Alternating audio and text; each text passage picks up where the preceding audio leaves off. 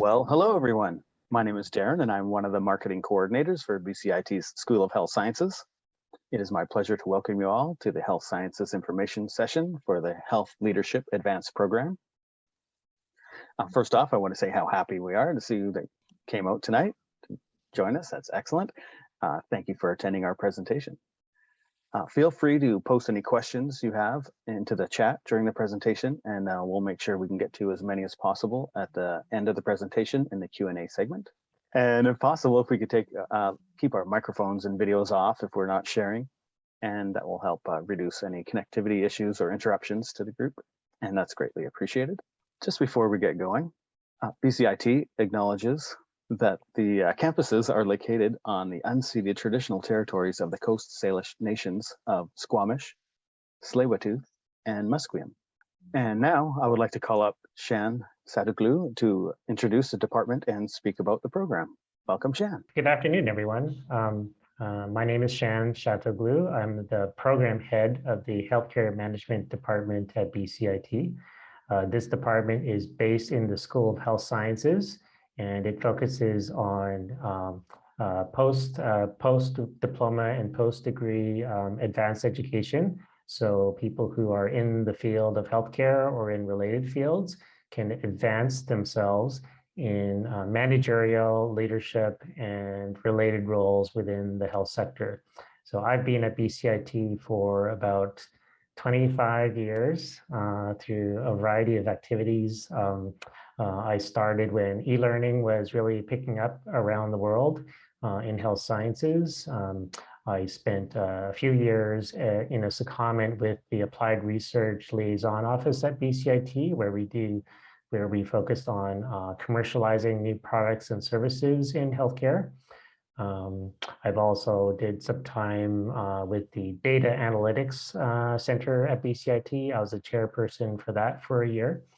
But my main job at BCIT is teaching and learning. I'm responsible for the health leadership program as well as the healthcare management department, its students, and I also teach some courses. So that's a bit about me. Next slide, please, Darren. Yeah, so the focus of our department, like I said, is continuing education for working health professionals.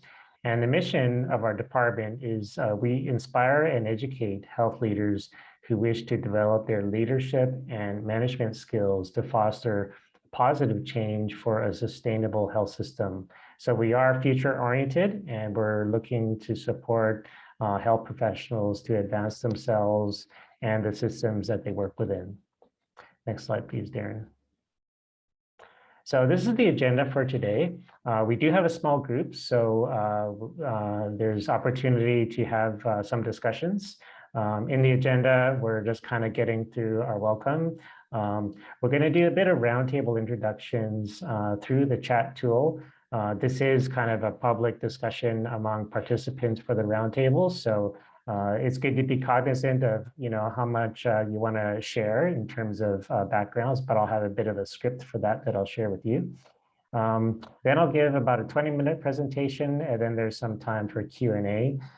If there's any questions that kind of go beyond the time that we have, you're all welcome to reach out to me through email and other means as we proceed. And as well, just to let everybody know, much of what I'll be presenting today has been recorded and shown on our website online. So perhaps you've seen the YouTube video and kind of gone through some of that material, and perhaps you're here with some questions based on what you've seen already. So hopefully you've been pre-informed a little bit already. So let's dig in and start off with the roundtable introduction. Next slide, please, Darren. So this is the format. If I can ask each and every one of you to submit a post into the chat tool, you'll see on the diagram that the chat tool is like a button that you can press near the bottom section of the screen. And please indicate what is your role right now. And if you're a student, say that you're a student. What is your academic background? So what kind of related credentials have you completed? And the interesting one also is, where are you located? what part of British Columbia or outside are you located. So your role, background, and location, you don't need to share your name. So please take 5 minutes and open up the chat tool and share a bit of your background. And I will do the same. Curious to see where people are located and what are some of the backgrounds that lead people to come on to the information session today. So if you can share a little bit, I can kind of play some of that back to you and then we can get into our conversation. Okay, a BSc and a cardiology technology background based in Victoria. An alumni. Thank you for sharing. Others on the call who'd like to share? Physician. Aha. Surgeon from Pakistan residing in Vancouver. Another participant, student, and health professional, background Alberta, MSc and BSc. Wonderful. Okay, great. Thank you for sharing, everyone. Oh, here's another one. Executive assistant at BC Children's Hospital, undergrad degrees, English Lit Psych, unit clerk located in Surrey. Wonderful, excellent. It's important to make note of the backgrounds because this program is an advanced, certificate program, and it really builds on the kind of experiences, the disciplines, the career trajectories that people have been on up to the point of getting into the program. So we do really appreciate and make use of the different perspectives as part of the learning environment. So in the classes, people are quite different in a range of backgrounds, and that actually adds to the rich learning context. Okay, so thank you a lot for sharing, everyone. Let's proceed, and I'll continue the presentation. Next slide, please. All right. So this is our vision of the future. The health system of the future will be more patient and family centered. So much less of the kind of the power differential between the care provider and the patient or family. Those two kind of ends of the spectrum are going to be more closer together. The future will also involve more focus on prevention of disease and illness. More focus on accountability, having value for money, clearly having more interprofessional teams, collaborative care practices, also including patients and families, and we'll be serving an increasingly older population. So these are visions of the future. Some of this is happening now, but we are not there yet. So the question is, from a leadership standpoint, as these things unfold, what will be the roles of the clinical and non-clinical leaders in the future, and what kind of individuals will be stepping into those roles to kind of steward the system to get it to where it needs to be? Next slide, please. So in Canada, we also often pride ourselves about the strengths and capabilities of our health system. But oftentimes we do this by comparing ourselves to the United States, our neighbor next door. And while we may feel good about what we're able to accomplish in Canada, when we look at the Canadian health system on a global scale, we're clearly not at the top of the rankings.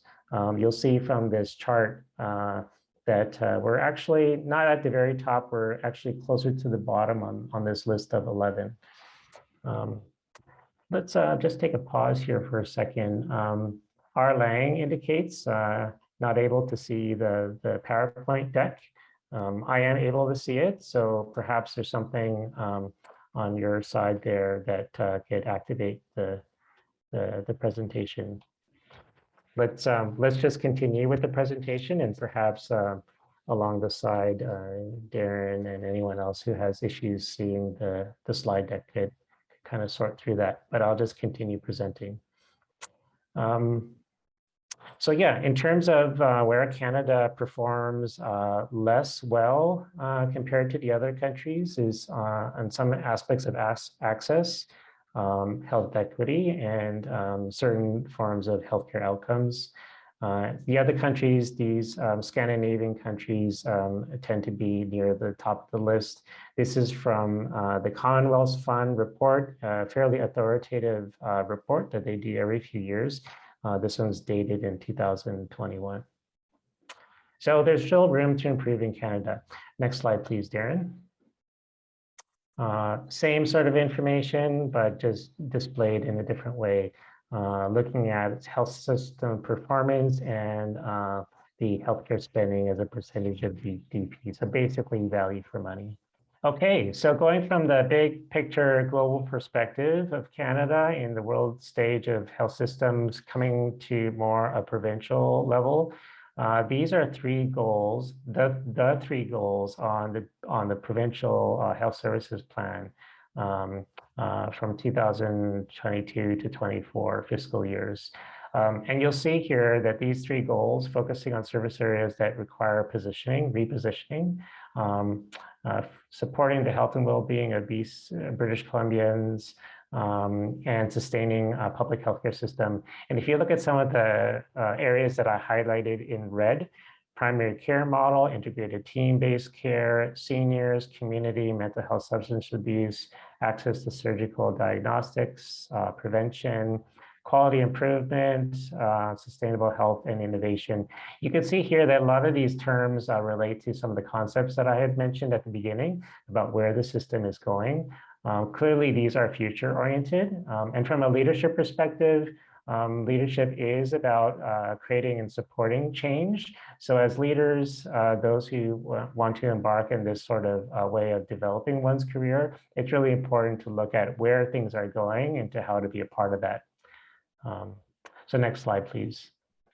So oftentimes when we look at the newspaper, when we look at failures or successes, when there are problems, it's easy to point fingers. And oftentimes the kind of the catch-all phrase is to say, well, we just need more leadership. And so that's why I put this slide here. Warren Bennis is a thought leader from the early days of leadership development as a field in North America.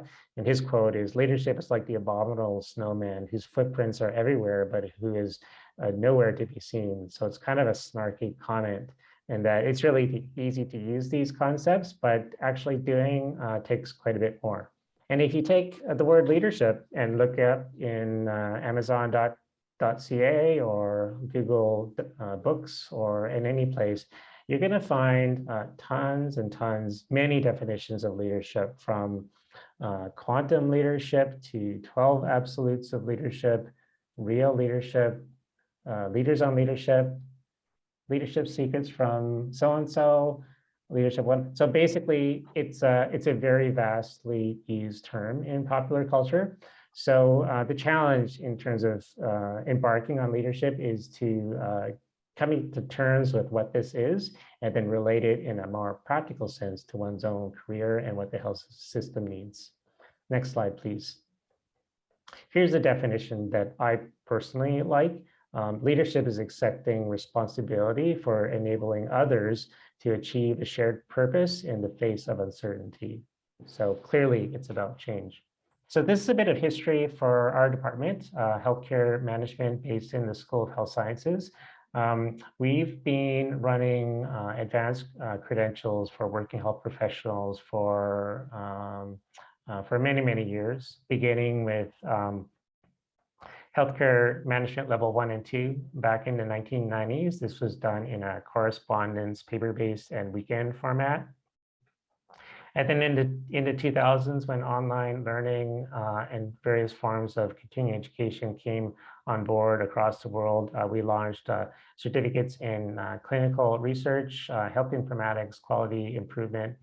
But in the last 7 to 9 years, our focus has really been on health leadership as a key set of competencies that underpin a whole wide variety of domains in healthcare. And to this date, this is our flagship program, the Health Leadership Advanced Certificate, which started in 2013. Okay, so in terms of the kind of people who are often attracted to this program, and just kind of a pie chart of our student backgrounds based on their area of expertise. You can see on the left side of this pie chart, about half of our student body have allied health backgrounds in various technology areas like medical laboratory and imaging. And this is really reflects the nature of our school in health sciences at BCIT, as well the nursing component. So those kind of reflect our school. And then in our student body, we've got a representation from a wide variety of other professions, and I can speak to some of those later. They range from 2-year diplomas to degree level to master's trained and regulated and also non-regulated health professions and occupations. Next slide, please. In terms of the actual occupations and areas, here I've highlighted some areas in blue. These correspond to areas that we teach into at BCIT. So many of these folks are alumni who have come back to further study. So radiation therapy, sonography, clinical genetics, and so on and so forth. As well, in terms of our student body, we have people from other fields that we don't actually teach into at BCIT in the undergraduate programs, but have encountered our program and decided to pursue it. So nurse practitioner, medicine, pharmacy, quite a lot of pharmacists in the program, gerontology, health information technology, social work, long-term administration, and so on. So in terms of an interprofessional learning with and through others and having kind of a diverse background, there's quite a range within our program, which you'll see here. Next slide, please. In terms of age, people are kind of at that point in their career where they've gotten past some of those early hurdles of getting a credential, getting into gainful employment, maybe some life changes, and kind of getting settled and then asking, so what comes next? So that's kind of where a lot of our program participants are in terms of their career, 36 years of age, plus or minus 8-ish. So there's a bit of a spread there. Next slide, please. And could you click through maybe 3 or 4 times, Darren, please? Just wanting to see all this stuff show up. Okay, that's good. So this is kind of a visual way to represent one's career in the healthcare system. Like I was saying before, getting the foundations in place, doing post-secondary, getting into the field, realizing one's role now as an emerging professional, building connections, developing relationships, getting life kind of going, and then coming to the point of asking, you know, what do I do next? How do I advance myself further? But from a kind of a career standpoint, there's much more time in one's career where you're actually doing and advancing, and a lot more room for leading, supporting transformational change in the system. So really a lifelong learning perspective. And looking back on things, those early stages are critical, but they're actually just only the beginning. So our program is here to help people to move ahead in their career, and really not so much focusing on the entry to practice stage of people's career. I guess this diagram also illustrates that as you go through these stages in your career, also as a person, you're kind of going through different stages of looking at the world. Maybe at the beginning, we might be super selfish to get into the program we want and get into the job the best possible way. But as you kind of develop, you're leading teams, there are people reporting to you, you're responsible for them, maybe family members. So the kind of the self-concept of the complexity of the world also starts to change. So we're kind of aiming for people who are kind of at the early middle stage and beyond. Next slide, please, Darren. As well, careers are not as linear as they used to be. We've got people who kind of take a zigzag path going in to work and back to study and into work and back to study. Some people who might swap between different careers. Some people relocate from one city to another. and kind of have to get used to a kind of a new organization, but the same field. Some people, they might have a certain area of professional expertise, but now they want to link it with another area. So like getting involved in projects and so on. So there's a lot of different avenues that people can take in their career, and we really try to focus and support all of these. Next slide, please. So the Advanced Certificate in Health Leadership, that's the focus for the roundtable information session, and that's what you're here for. So after kind of the high level stuff, this is what we're going to talk about. Next slide, please, Darren. So the Advanced Certificate in Health Leadership at BCIT is really aimed at this lifelong learner, the post-diploma, post-degree experienced health professional with some gainful employment, some latitude and self-sufficiency at work to start tinkering with crafting one's own work, one's relationship to the organization, with other people, and one's career. So that's really the focus of the advanced certificate. It's like the term says, it's advanced, so it's for development. The program includes 8 courses that are spread over 2 years, and that's accounted as 24 credits of academic study. It's upper baccalaureate level. The program is underpinned by the Leads in a Caring Environment framework, which is something like a competency profile, but more of a framework than a competency profile.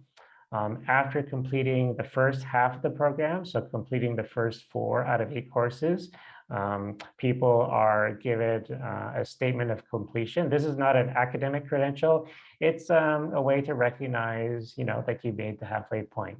Some people might put that onto their LinkedIn profile.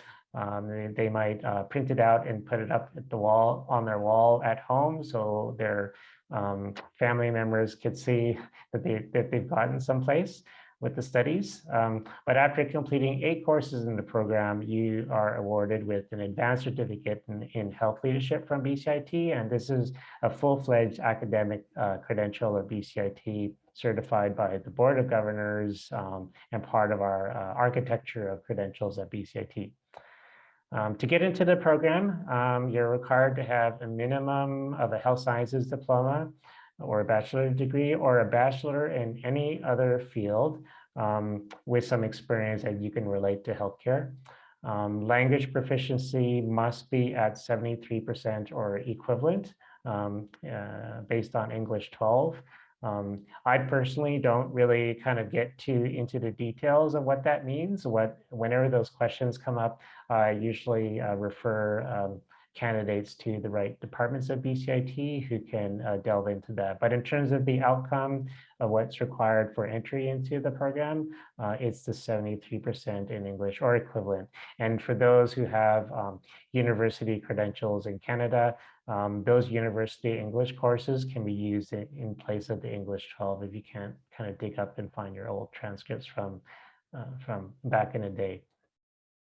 So like I mentioned, essential for success is to have some significant work experience, enough that you can start to translate learning from work into study and from study into work. Based on our current student profile, most people have 5 to 15 years of experience. Some people even manage significant budgets bigger than the budget of our department. And so there's a real range of people. Next slide, please, Darren. Here are the courses in the program. 8 courses. The first one focusing on fundamentals of the Leads in the Caring Environment framework and kind of gaining a perspective for emerging health leaders. The second course is a Canadian health policy course done very interprofessionally. If you have a health policy course from another institution, oftentimes you can get a transfer credit to this course. Leading health professionals is about human relations, HR, labor relations, teams in healthcare. The fourth course, sustainability, this is all around resource sustainability. So financial management, planning, budgeting, and so on.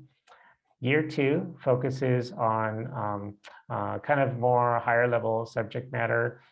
performance management and measurement in healthcare. So this is not the performance management that a supervisor might do with a team member, but more performance management of departments, of organizations, and service levels. So really looking at what are the accountabilities for the service to its stakeholder and measuring the performance of that and trying to align activities to support that.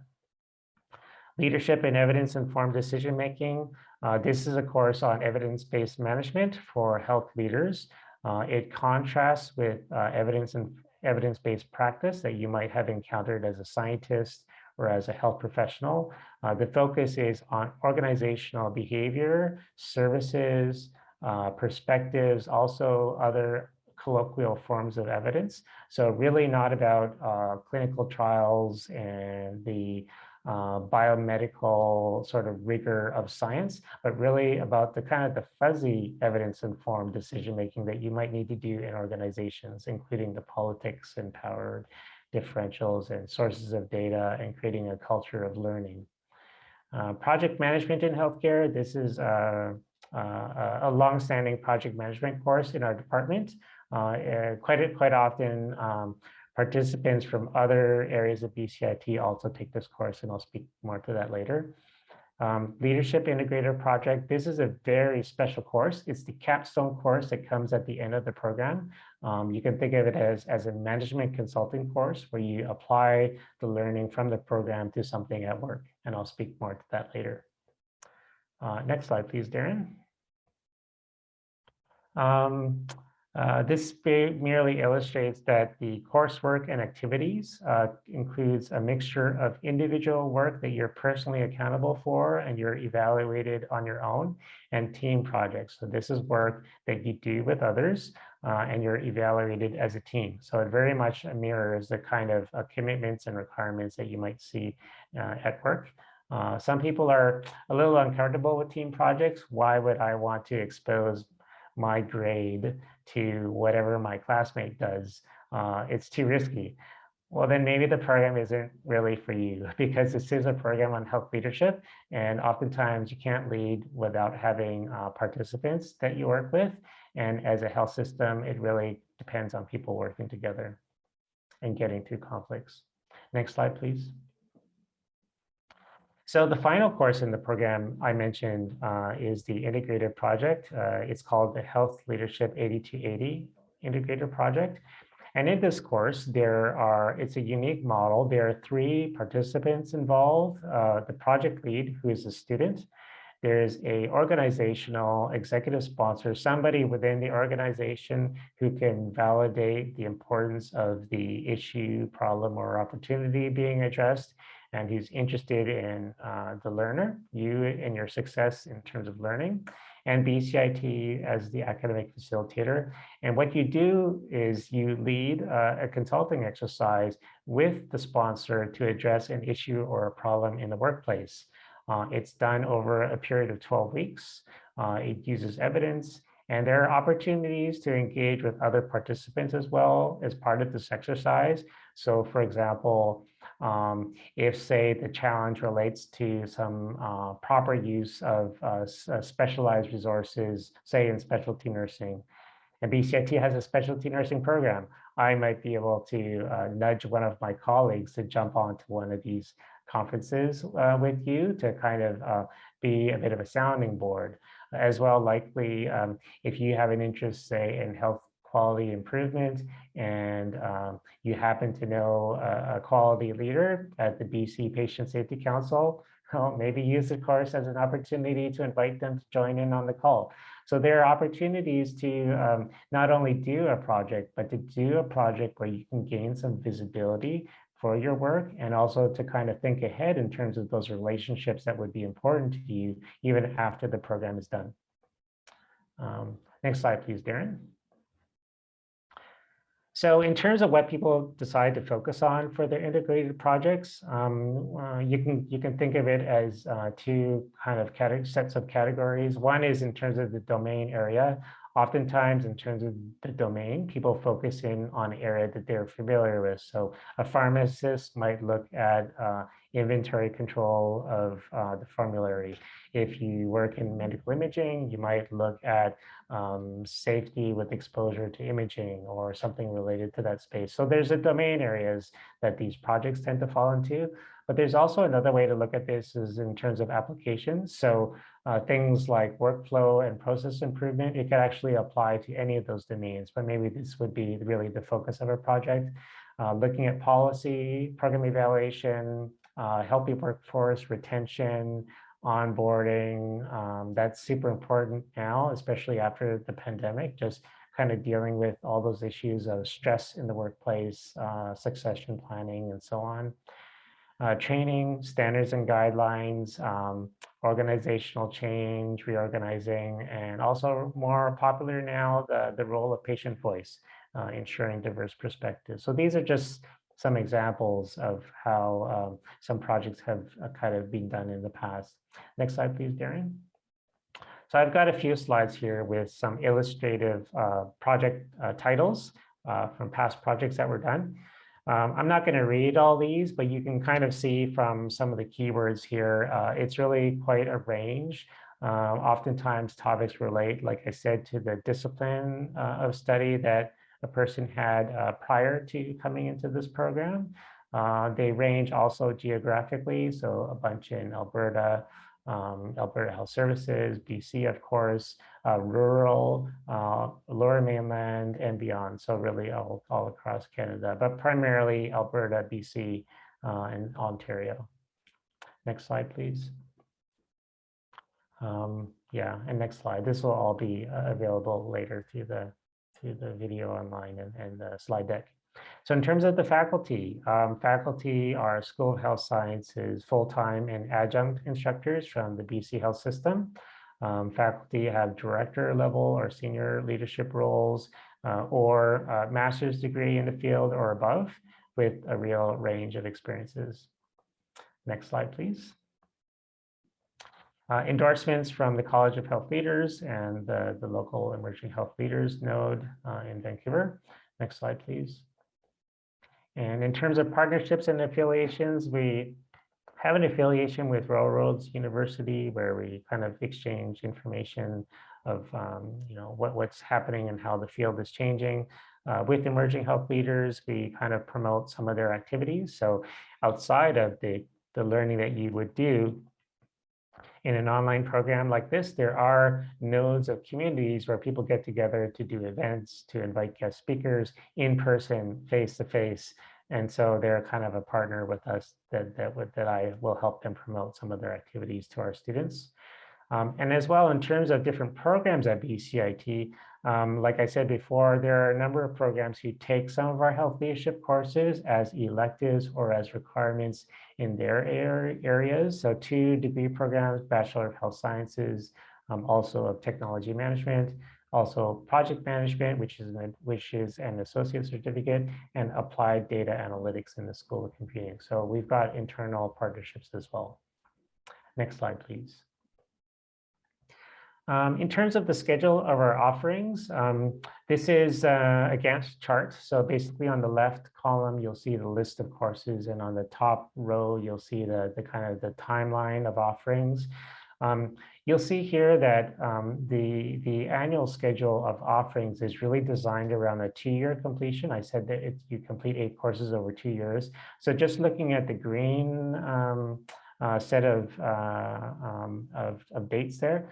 If you would start a program, say in January 2022, you might do 2 courses there, and then 1 course in April, 1 course in September. Probably around the next year, try to double up and do 2 courses, and then take 1 after that, and then the final to be done in the September. So the model that we have is really optimized around a 2-year completion with a January start date. However, in fact, people can start in the program in any of our 3 semesters, so January, April, or September.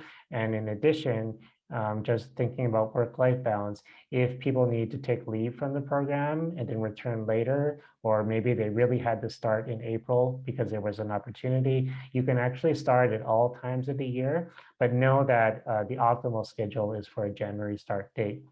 You can see in this slide deck, I've got these cells called additional. These are actually additional offerings of the same course. So for example, 7110 is offered in January, April, and September 3 times per year. But other courses like 7130 is only offered 1 time per year. So we designed this in a way so that you have flexibility, that if you needed to take maybe a few courses to go a little faster, you could, or if you need to slow down and then take some more later, that flexibility is built into the schedule. We pretty much operate on the same schedule every year, so you can actually predict how long you would take to complete. And if you need to do some changes to your work-life schedules and balance, you can actually start planning based on a very fixed calendar. And this is how we run it. Next slide, please, Darren. In terms of costs, the total cost of the program is around $8,157. This includes textbooks, various student association fees, and the tuition. The primary component here is really the tuition fee. And then the other items are items that you can kind of manage a little bit. Sometimes you can get a used text instead of the brand new recent one from the publisher. We don't really fixate on the editions of the text. And in some of the courses, we really do our best to use no text at all, so provide the readings within the course or use some open source materials. So we try to do our best to keep the costing down so you can conserve your attention and resources for study. Next slide, please. In terms of how the pricing relates to other programs, typical of what you would find in healthcare management or related fields, this is a kind of a comparison between the BCIT's advanced certificate and other programs. So on the bottom left, I've illustrated like the entry to practice tier diploma. The pricing per credit of a course tends to be around half of what you would pay in the health leadership program. And the reason is our tax dollar, government subsidies to BCIT helps to lower the actual cost of doing a nursing program or a MRI program or a medical radiography program. So now in comparison to master's degree programs, say in British Columbia, MBAs and EMBAs, Masters of Health Administration, and in leadership, and so on and so forth, those costs tend to be around 2.5 to 3.5 times what we would charge for our tuition for the health leadership program. So the idea here is to have an offering for health leadership for people in the system that is clearly not entry to practice level. It's higher than that, but clearly not wanting to be one of these really exclusive programs where it's $30,000, $60,000 to get a credential. So we're trying to be as accessible as possible so that leadership can be distributed as far as possible for a sustainable health system. Next slide, please.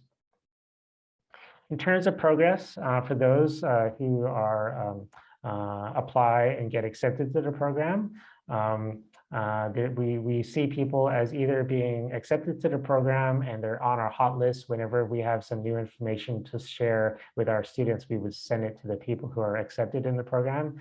Or you can take a few courses a la carte as an undeclared major. Next slide, please.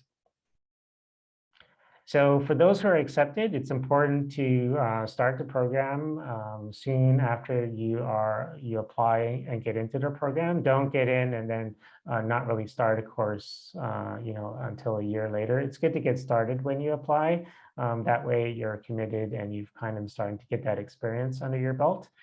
You should complete the first 4 courses within the first year, so within the first 12 months, and we'll provide a statement of completion that you could put up on your wall at home so your family members are not wondering, what are you doing every night studying? And also after the first 12 months is around time when you should start thinking about what am I going to do for my integrated project? Who might be my sponsor? What are the topics that are really important at the time and for me as a learner? And then the last milestone is within 2 years, complete the program and get your advanced certificate. Next slide, please.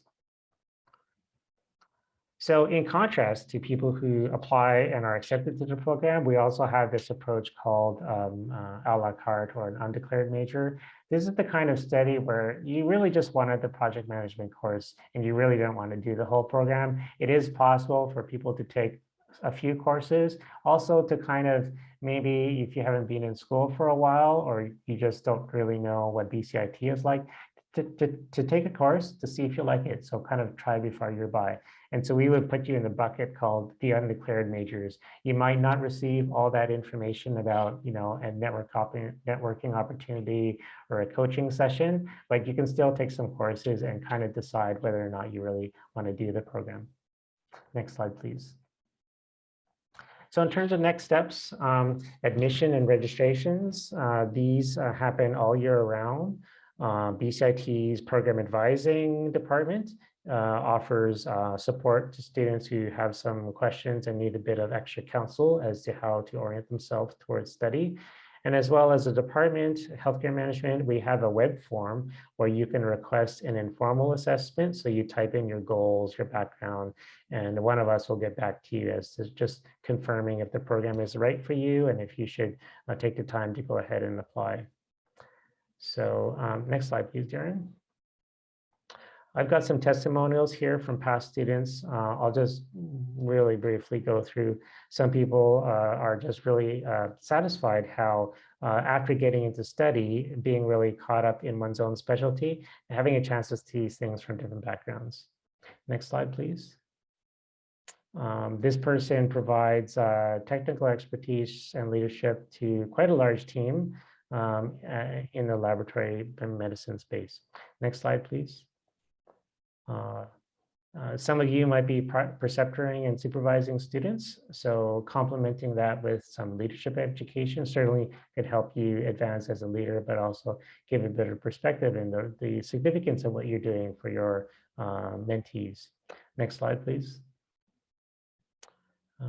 This person's comment is pretty interesting. 2 years of experience in a leadership role, still a novice, but trying to understand their capabilities.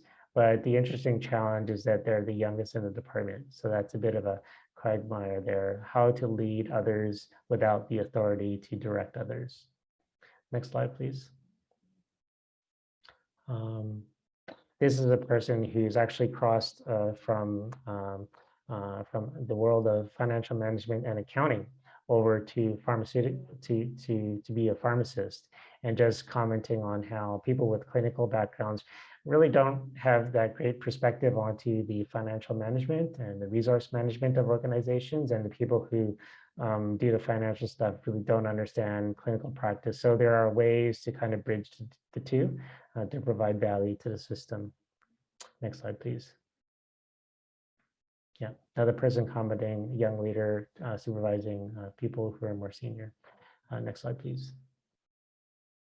Okay, so thank you for listening. I've gotten to the end of the presentation. Now there's some time for questions and answers, and I just wanted to remind everyone that there are a few of us on the Zoom who could answer your questions. As well, Janice is the lead for advising at BCIT. Janice, do you have any other remarks you'd like to add before we get into Q&A? No, I think that you've covered it quite well. Certainly, you've made it easy for people to get further information after this evening, either with the contact that you've put on your webpage or with program advising. So certainly if they feel that they'd like to reach out with this particular program, we can walk you through some things. And then as well, Shan, you can continue to do that as well. So I think that's our contact information that you've just put up there, Darren. So lots of ways to contact program advising. You can contact us by telephone, Monday, Tuesday, Thursday, Friday mornings. We also have Zoom advising on Tuesday afternoons, in-person advising on Wednesday afternoons, or just simply send us an email through program_advising@bcit.ca. And we'd love to talk with you further about the program. Very good. Thank you, Janice. So let's turn the floor to those of you who are on Zoom. Thank you again for taking your time out of the day to participate in this session. So if you'd like to speak, just perhaps raise your hand in Zoom, or just turn off your mute and speak up. Or if you're uncomfortable with that, you can type your question into the chat tool. I'll vocalize it and then respond. So let's hear, are there any questions from the participants today? Hello. Hello. Hi. Yes, I have a question. Yes. So after completion of this course, how easily or how soon can you usually secure employment after this? And what kind of roles or positions are there? And do you easily get in, or is there a waiting? Just on average, how easily is it? There's really a range, and the question is coming from a place that is a little different from our premise in terms of the program design. The program is really initially the primary design is to help people who are in kind of far enough in the health sector that they could use the program to advance within the sector. If you're kind of like that diagram I showed with the different career paths, if you're kind of moving from one area to another or going between countries, it's a little bit more challenging. It's not impossible, but that takes a variety of methods to kind of get into fields. I would suggest if you do have a health sciences background and professional experience, that you could actually pursue positions even without the health leadership program. But the health leadership program will certainly help to expedite the process and kind of also give you a lens into the opportunities and the landscape. So courses like the Canadian health system really paints a picture of how healthcare works in Canada, as well as your classmates, working with them to referrals and seeing where the needs are. It's kind of a developmental process to get into the space. But in contrast to the undergraduate programs at BCIT, let's say nursing, for example, people are hired before they even graduate because it's very clear that by graduating from the nursing program, you have the many different competencies that specifically correspond to the job positions. And because of that tight fit, people kind of move fairly quickly from a program into a job. But in health leadership, it's kind of a different sort of combination. It's really networking, developing relationships, some luck involved, and also choosing an area of focus. So I appreciate your question, and you kind of see I kind of spoke in different ways towards it, but it's really kind of a process. I usually suggest the best way to get started is to continue with your career searching. And in addition, do health leadership, you could use the program as a signal that you're committed to study and development and advancing in your career even before you graduate. And as well, work with your classmates to learn about different parts of healthcare. Do the Canadian health system course in a kind of a strategic minded way, and start to kind of craft your path into the space. So it's not a plug and play solution. It's really a process. Just while people are thinking about it or composing a question, I just wanted to mention to everyone that a copy of the slide presentation will be sent out to all the registrants probably sometime next week. And that will include a link to the video recording. So if there's anything you missed or we went by too fast, you can certainly review that when you receive the email next week. And actually, we have gotten a little long, so if no one has any questions, I'll just give another minute or two for anyone. Okay. Thank you, Darren, keeping us on our toes. There was a lot of information, Shan. Thank you very much for all that. And I know we didn't have a lot of opportunity for advising, but if anyone has any program advising questions, this would be a great time with Janice on board here. I have a comment to share. A question that often comes up after starting the program is how much work does it require? If I'm dealing with work-life balance, I may be working full-time or juggling maybe 2 commitments. How much does it take to complete a course? What kind of time do I need to put aside?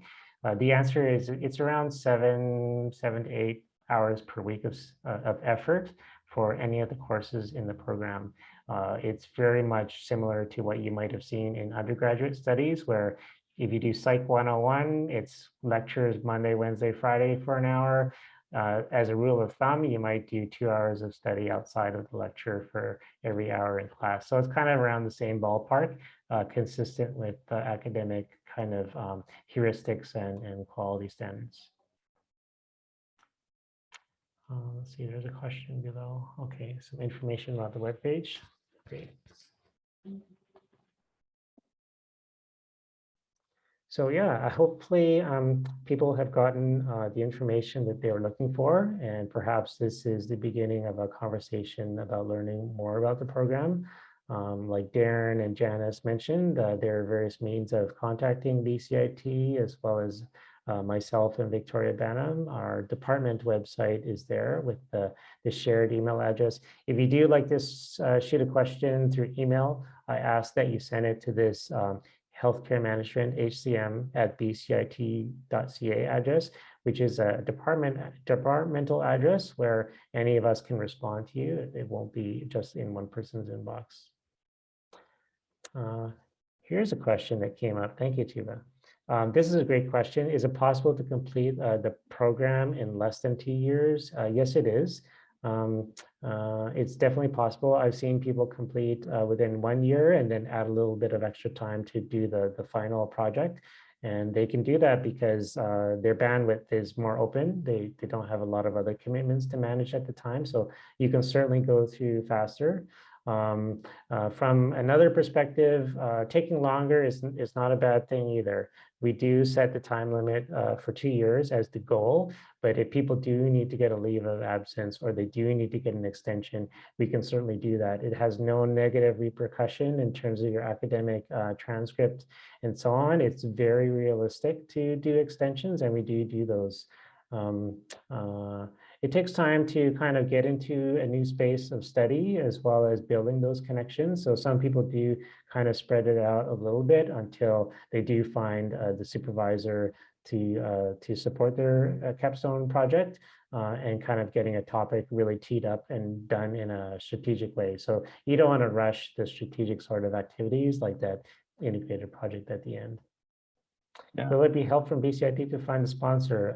No, it's really a resource that you bring through your own kind of connections and social capital. I could certainly help you people kind of choose between alternatives or maybe make suggestions of where to find sponsors, but it's really something that you cultivate and bring into your study. Some people even start the program with a sponsor already and with the topic already for their project in mind. And then when they go through their studies, they think about, now, how does this study help address the problem that I'll be doing in a year and a half from now? That's the way to approach the program. Okay. Excellent. Thank you, Shan. I think we should probably cut it off there. Whereas we're winding down, I just wanted to thank you all for being with us today and wish you all the best. And as a leader, hopefully as a health leader, but any leaders are good because we always need those. And just a reminder again, we'll send out the link with the presentation and the video next week. And I wish you all a great night and thank you again for coming out. And thanks Shan, Victoria, and Janice for being on the line tonight. Thank you, everyone.